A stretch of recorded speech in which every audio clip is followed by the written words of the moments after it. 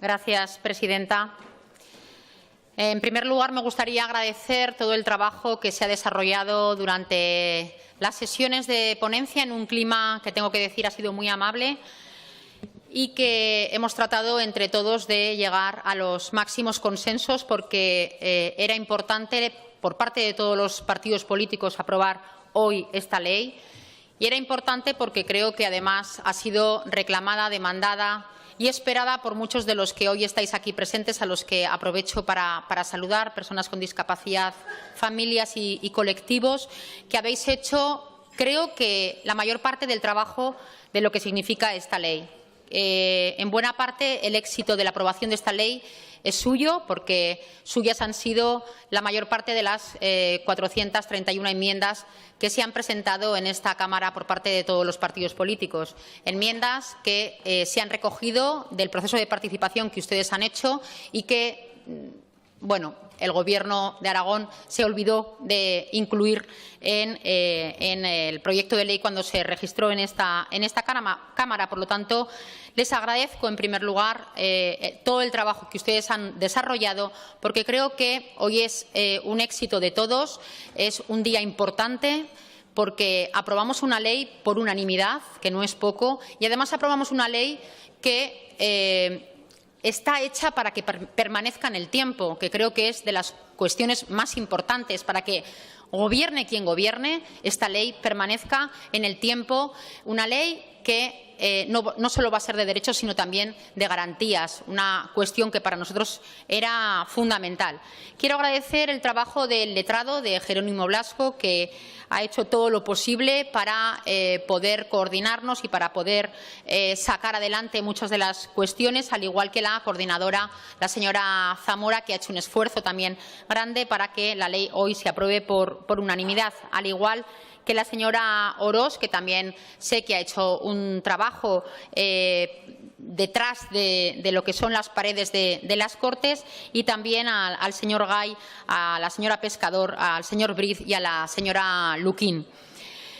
Esta ley, que, como digo, era de derechos, pero que ha pasado a ser también de garantías, era importante. Faltaría más que una ley solo fuera para promover y no para garantizar todo lo que en ella está escrito.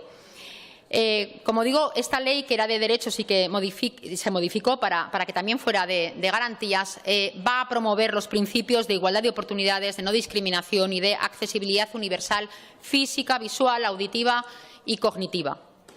Va a impulsar también el desarrollo de una sociedad inclusiva y accesible, para que las personas con discapacidad puedan desarrollarse plenamente con el resto de las personas y de la ciudadanía. En tercer lugar, también es importante el carácter transversal que de la misma se va a dar en todas las actuaciones públicas de la institución del Gobierno de Aragón. También establece un régimen sancionador, algo fundamental, porque para nosotros de esta ley, una es el que se garantice, que sea una ley que garantice lo que está escrito en ella, y en segundo lugar, que haya un régimen sancionador en el caso de que se incumpla la misma.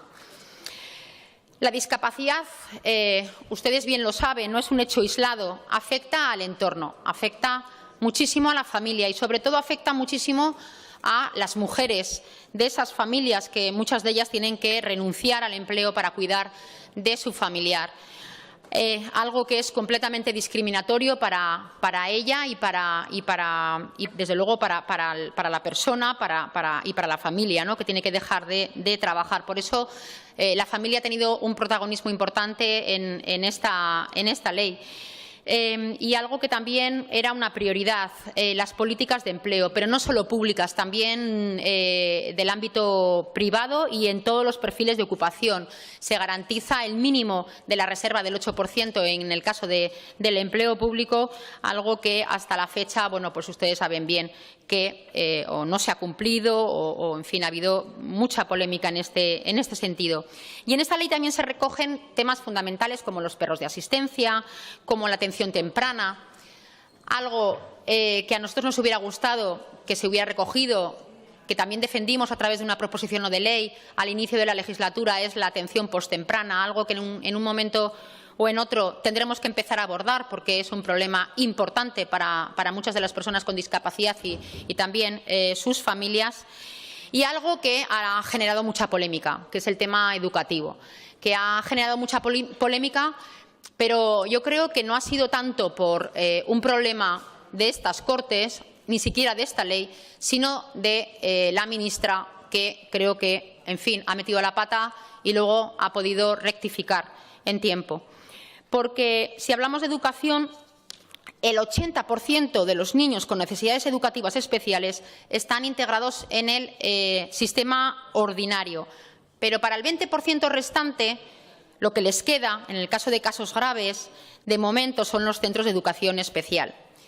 Y ante la ausencia, en la mayor parte de los centros públicos, de una educación de verdad inclusiva y de calidad, pues los centros de educación especiales son la única respuesta que muchas familias tienen a la educación, al acceso a la educación de los niños y de las niñas con discapacidad. Por lo tanto, se ha garantizado, para que no haya ningún género de dudas, que las familias puedan elegir dónde escolarizar a sus hijos, ya bien sea en centros públicos inclusivos o en centros de educación especial.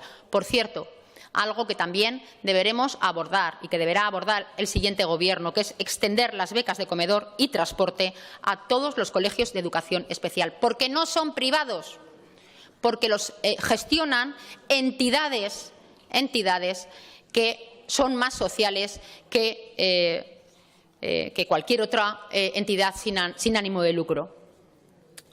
Y también dos cuestiones que para mí también son importantes: la infancia y la mujer. En el caso de la mujer, ya se sabe, esa doble discriminación. Bien, pues de las más o menos 100.000 personas con discapacidad que hay en Aragón, el 60% son mujeres. Y de ese 60%, solo un 16% de la población activa tiene un empleo, con lo cual se genera una discriminación enorme en ellas. Y la desigualdad también es la base de la violencia, que en las mujeres con discapacidad es mucho más acentuada y que esto tiene que llegar a resolverse. Y en el caso de los niños, en Aragón hay 6.000 niños y niñas de 0 a 6 años con alteraciones en su desarrollo. 2.000 de ellos tienen discapacidad. La infancia tiene que ser uno de los motores que impulse que el Gobierno de Aragón proteja a una población que es completamente vulnerable. Y finalizo para decir que no todo ha sido bonito. Ha habido dos problemas para mí claves. Primero, la tardanza en aprobación de esta ley. Esta ley llega tarde, llega muy tarde, llega en el último pleno de la legislatura. Este partido, el Partido Aragonés, presentó la primera proposición no de ley en estas Cortes en octubre del año 2015 para la Ley de Derechos y Garantías de las Personas con Discapacidad. Esa proposición no de ley se aprobó por unanimidad en octubre de 2015 y hoy, 4 años después, se aprueba esta ley que, como digo, llega tarde y mal, sin las enmiendas recogidas de participación ciudadana, sin memoria económica, y aunque hubiera habido memoria económica, este Gobierno, desgraciadamente, no tiene presupuestos y tampoco se podría haber abordado en condiciones. Gracias. Por lo tanto, espero que el Gobierno siguiente que entre de las elecciones de mayo sepa poner en valor lo que hoy se está aprobando por unanimidad. Gracias. Gracias.